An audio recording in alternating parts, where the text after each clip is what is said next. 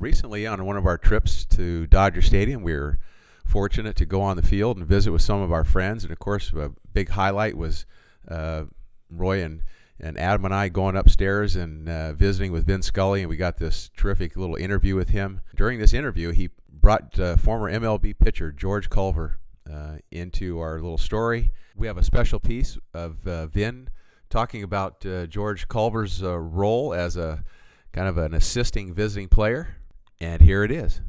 Yes, George was a pitcher who would always do us a big favor. He was with Cincinnati, and Dave Bristol was the manager, and George would be in the bullpen, and he would bring a transistor radio into the bullpen. And at night, it would be hard to see if there were two men warming up. It would be hard to see the inside pitcher, but I'd have an idea of the two pitchers, but I wasn't sure in the dark.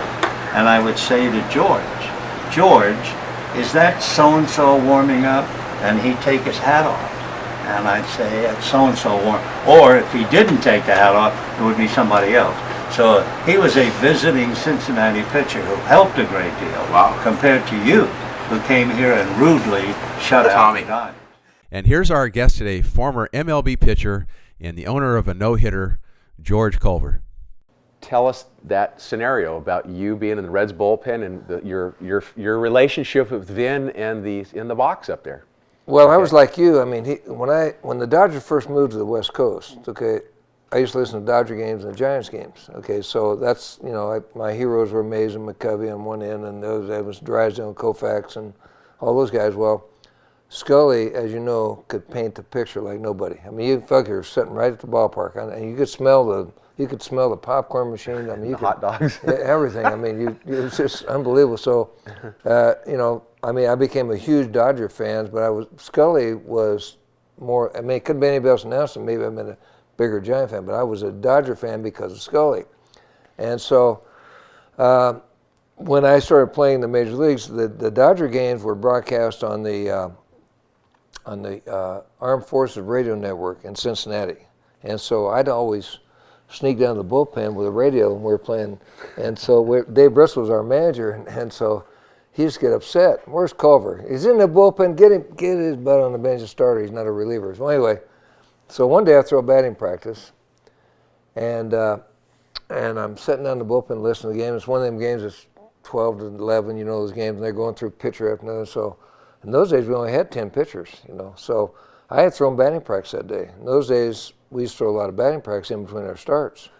So all of a sudden, the phone rings in the bullpen. It's me and Pat Corrales in the bullpen. So I answered, well, yeah. Who's this? I said, George. Said, can you throw? I said, well, I guess so. He said, well, get loose. So, geez. So I go in, I didn't have nothing on, so I go and put a jock on, put shoes on, come out, start warming up. So sure enough, I go in the game.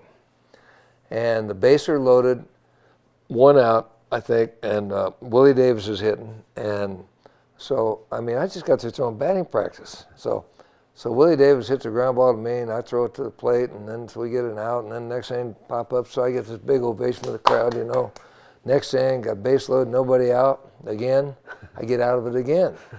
So now I'm Cincinnati going crazy. Well, we win the game. So like you, I'm on the radio the next day. I am so nervous. Scully's going to interview me on the radio the next day. And I've still got a tape of this thing.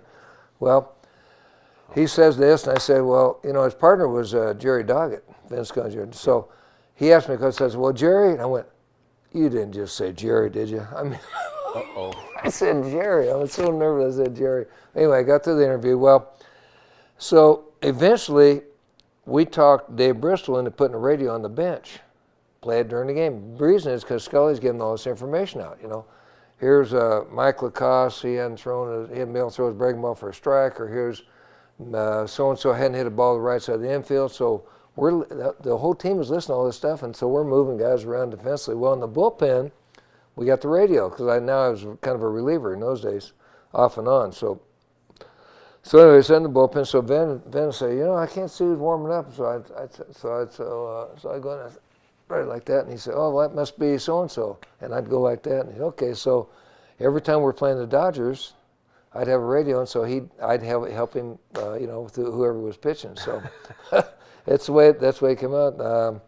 And we became good friends throughout the years. And then of course I worked for the Dodgers for 10 years in the minor leagues, and so I'd spring training in Florida, and then later in Arizona, we'd have all these things going around. We'd sit there and talk in the bar, and they had a little lounge in Florida. And Vinny always had this routine. He'd eat dinner, and then he'd come in, have a glass of wine in the lounge. We'd sit there and tell stories, and so much fun. I mean, what a terrific guy. And I'll tell you what, he's got an amazing memory. He can remember things.